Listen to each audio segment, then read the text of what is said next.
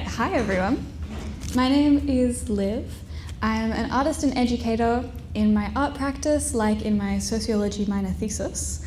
I focus on celebrating and recognizing the intimacy, connections, and love which are overlooked in everyday life. And in my practice as an educator, among other things, I've been running climate justice workshops all around the continent for the last 4 years. Hi everyone, my name is Luca. I'm a Bachelor of Arts student majoring in Gender Studies and Creative Writing. I'm also a high school drama teacher, so I work in creative fields in both my work and in my studies. So Liv and I have teamed up this evening because we both spent our time at Wattle investigating art and workshops. So in a world where we're really focused on technical solutions to climate change, many of which are having big significant impacts, why make art? So to kick us off, why don't you tell us a little bit about your project, Liv? Sure thing. For my project, I started Gumtree Workshops, which is a series of fine arts workshops that I ran in community groups and neighbourhood houses around Melbourne's CBD and inner north. In these workshops, I would get people to observe the natural landscape and draw it using art prompts I gave them, while I also asked them questions. Things like, what good memories do you have of this place? How is this place good to you? How are you good to this place? And what are you going to commit to doing to continue to keep this a good place? I once spoke to a young person who told me that she didn't really care about climate change because she was actually sporty. And right, a cross-country runner, she was running through nature. And I saw this problem over and over again, that the problem of climate change is so vast and the people who are allowed to care about it are so siloed that a lot of people just disengage because they're overwhelmed. I saw this global scale of the climate crisis and I wanted to narrow that down to the local parklands and gardens that people interact with every single day, to keep this scale small and tangible where people feel like they have a responsibility and can make tangible change. Luca, you also focused on problems of scale. Can you tell me a bit about your project? Sure, so I have recently begun to start making some of my own clothes. So I've been learning skills like sewing and knitting, and through that process I've been coming to terms with just how much time and effort goes into making one garment. So for my project, I decided to focus on the fast fashion industry. In Australia, we create 60,000 tonnes of textile waste every year from clothing alone. And I wanted to look at how we shift this mass consumption mindset to a place where people value their clothes. To do this, I made a zine, a little comic that explores making your own clothes. And then I also developed a workshop that tracks the journey of a t-shirt from production and into wear and how you can look after that as you wear your clothes.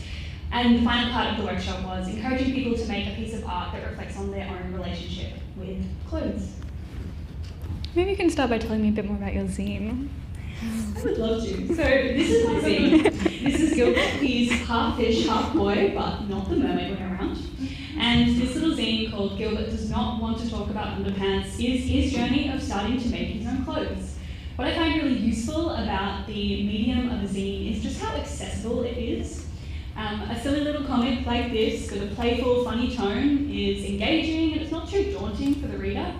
It means that people who engage with this work are more likely to be susceptible to the bigger message that I'm trying to get across here, which is when you're starting to develop any skill to do with sustainability, it's okay to start from the start instead of jumping into something with the biggest impact.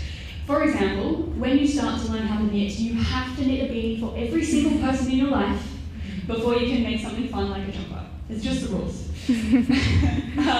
So I find comics are a great way to communicate ideas about sustainability with others.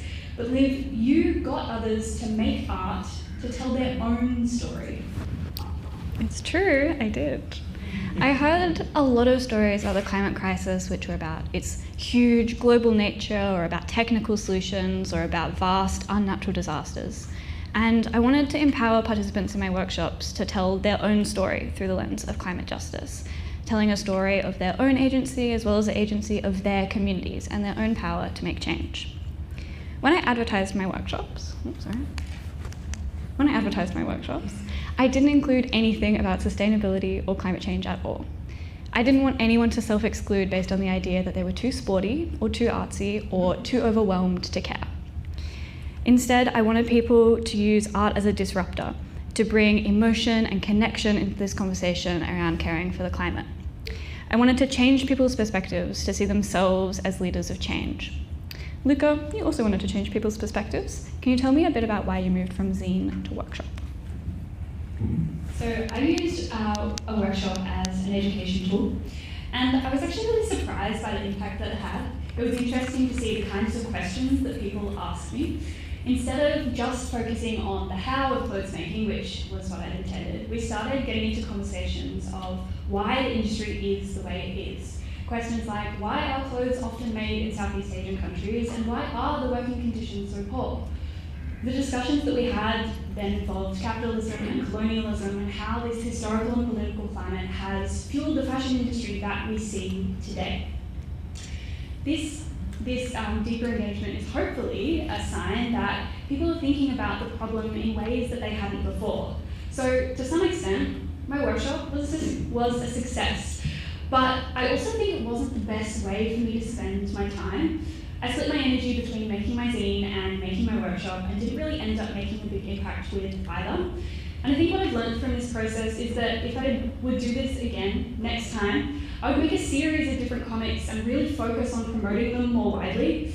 I chose to make a workshop as well because I didn't believe that just making art would be enough.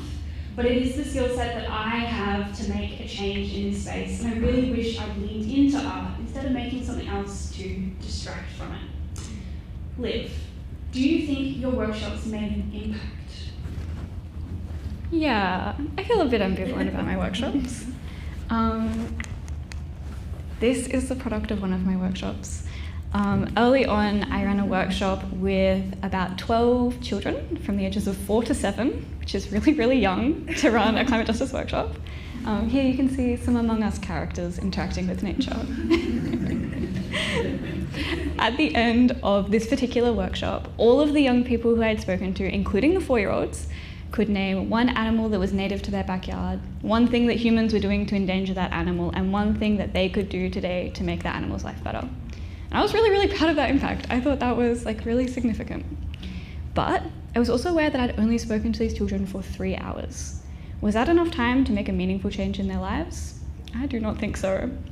I became really aware that my workshop was asking people to change their mentalities and their behaviour in a world that was designed politically and financially to create ignorance to the climate crisis. With all those things in mind, do you think your project worked? Yes, I do. I'll just get up. Here are some images that people produced during some of my workshops. I do think my workshop worked, in the sense that they brought some new people into the conversation about climate change, possibly in a way that they hadn't interacted with that problem before, and I think a lot of my participants were surprised about the degree to which they found they cared about this problem. Towards the end of my time as a Wattle Fellow, we spoke to a guest speaker who worked in climate solutions. He told us about how activists all across the globe had been working to change people's hearts and minds for decades, and kind of to no avail. With the climate crisis already occurring, with disaster so imminent, can we really afford to gently coax people into a sustainable mindset? This really threw me into a tailspin because part of me agrees. Not that art is pointless, but that we don't really have time to commit to it as our sole method of change making. But I also really believe in my workshop and what I'm telling people in it about their power as individuals and communities, about how their connection to place matters, and about how their actions layer over time to create something really meaningful and significant. So a big part of my project was applying that to myself as well. My workshop is not going to change anyone's life in a 1-hour flash, but I do believe that it is an important addition to the chorus of voices who hopefully my participants will continue to hear every day, that this is important and we need to do something about it. Luca, how do you feel about your project? It's really hard to know if my project worked. I think that art is inherently valuable and it can connect with people in ways that sometimes technical solutions struggle to. We used our skill sets from arts and creative backgrounds to create an outcome that we felt confident in. And it brings me to an important and difficult question of how important is quantifying the impact of an action? Are actions that are harder to quantify the impact of less valuable? I don't think so. It's really hard to know if my project worked, but I learned a lot about myself and the problem in the process. Stories are so important, and the stories that art can tell can act as a bridge between people who don't see themselves as climate activists. We used our time at Wattle to explore the power of art, and I think we did the right thing. Thank you.